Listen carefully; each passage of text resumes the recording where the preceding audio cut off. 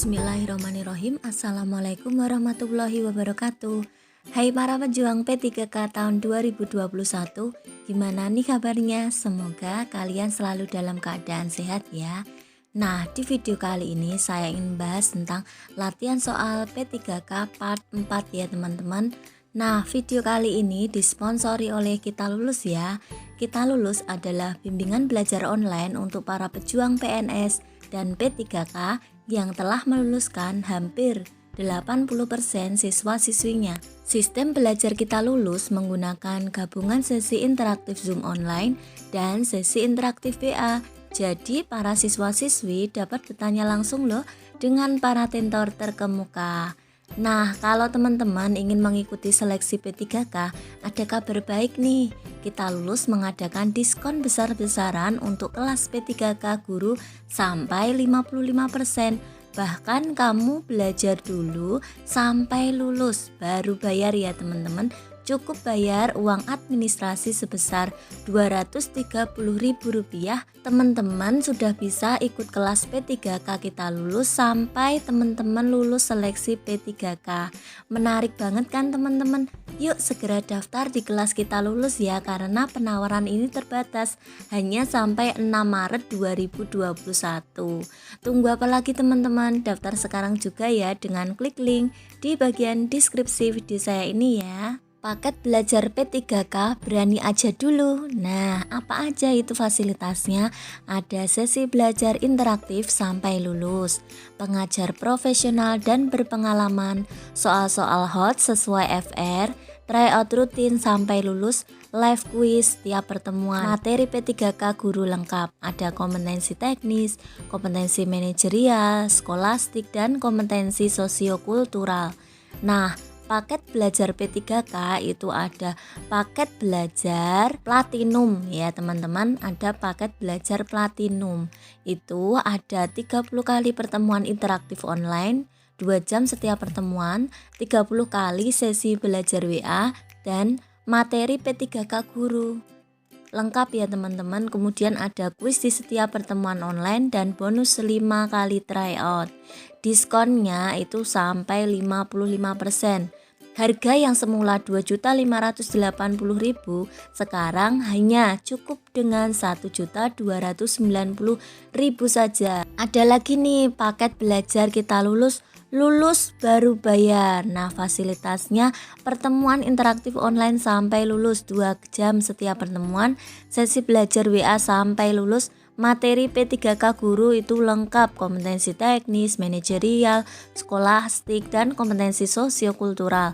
Ada kuis di setiap pertemuan online dan bonus tryout sampai lulus teman-teman. Nah, kemudian berapa biaya administrasinya?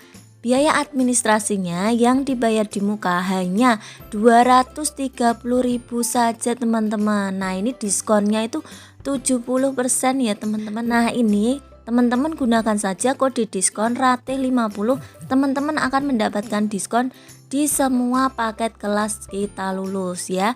Belajar dulu, bayar biaya bimbel hanya kalau lulus saja ya. Kalau yang ini itu biaya administrasinya cuma Rp230.000 saja. Teman-teman bisa belajar di Kita Lulus sampai teman-teman itu lulus ya.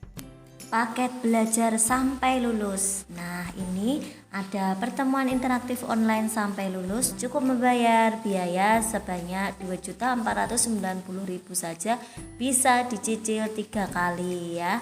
Gunakan kode diskon RATE50, teman-teman akan mendapatkan diskon di setiap paket kelas Kita Lulus. Nah, itu ya teman-teman, sangat menarik karena ini adalah minggu seru spesial 33. Super untung, berani aja dulu, lulus baru bayar, hanya biaya administrasi Rp230.000. Berlaku sampai 6 Maret 2021. Segera gabung ya teman-teman. Nah, sekarang kita mulai ya pembahasan soal P3K dari nomor 1. Program pengayaan adalah pembelajaran yang diberikan kepada peserta didik yang telah mencapai dan atau melampaui KKM. Mereka adalah peserta didik yang lebih cepat daripada teman-teman sekelasnya dalam menguasai bahan pelajaran yang diberikan kepadanya, atau dapat dikatakan mereka adalah peserta didik yang dapat cepat dalam menyelesaikan tugas belajarnya, sehingga diperlukan treatment atau perlakuan tambahan yang dapat meningkatkan pengetahuan dan keterampilannya. Bentuk-bentuk pelaksanaan program pengayaan diantaranya kecuali A. Menugaskan peserta didik membaca materi pokok dalam kompetensi dasar. Selanjutnya, B. Memfasilitasi peserta didik melakukan percobaan-percobaan soal latihan menganalisa gambar dan sebagainya. C. Membuat rangkuman materi kompetensi dasar yang sudah tuntas.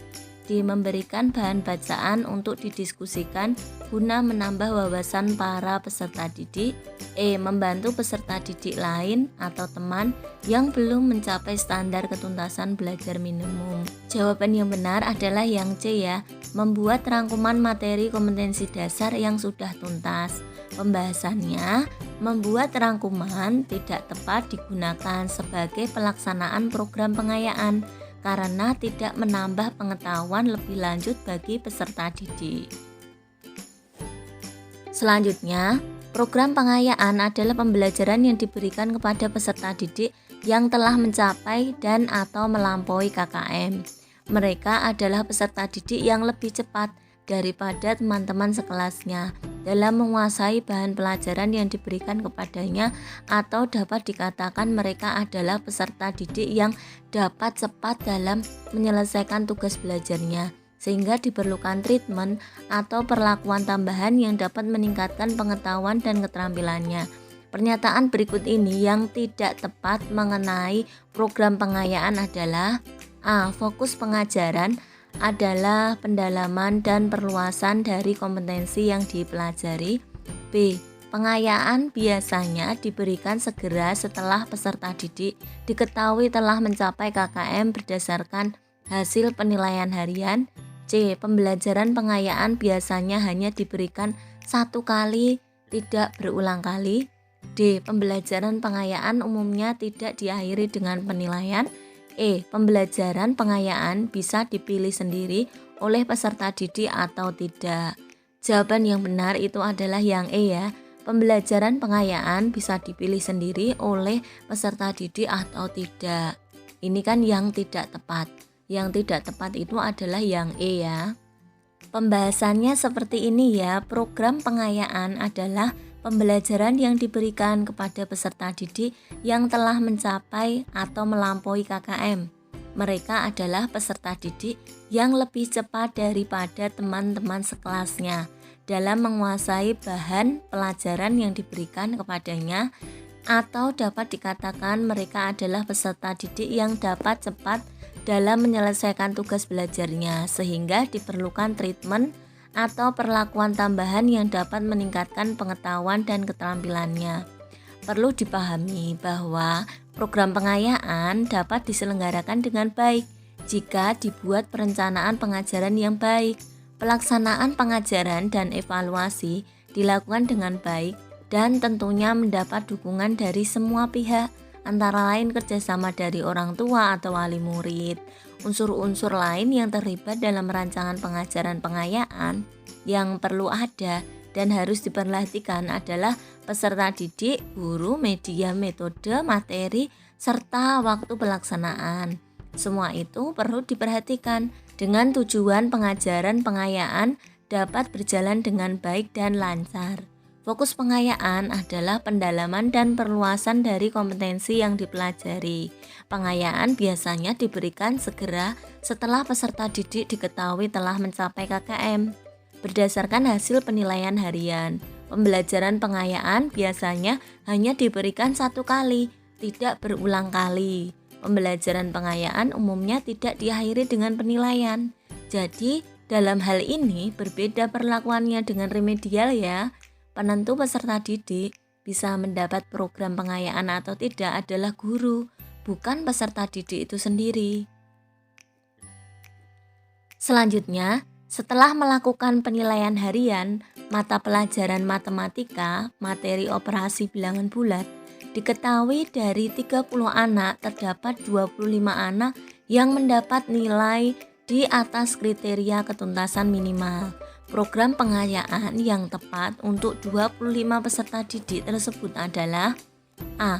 Diberikan soal operasi bilangan bulat dengan tingkat kesulitan yang lebih tinggi. B. Diberikan tugas untuk membuat soal operasi bilangan bulat beserta jawabannya. C. Diberikan tugas untuk mengerjakan lagi soal ulangan harian khususnya jawaban yang salah. D. Diberikan tugas untuk membuat rangkuman operasi bilangan bulat. E. Diberikan tambahan materi operasi bilangan bulat di luar jam pelajaran. Jawaban yang benar itu yang A ya, diberikan soal operasi bilangan bulat dengan tingkat kesulitan yang lebih tinggi.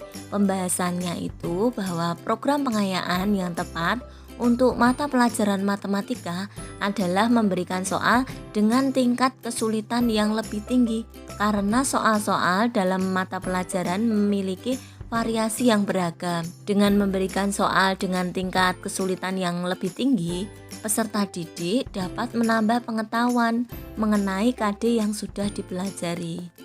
Nah, cukup sekian ya teman-teman pembahasan soal P3K dari saya. Semoga bermanfaat ya. Saya doakan semoga teman-teman lulus menjadi ASN dengan nilai yang terbaik ya. Amin Allahumma amin. Cukup sekian ya teman-teman, semoga bermanfaat.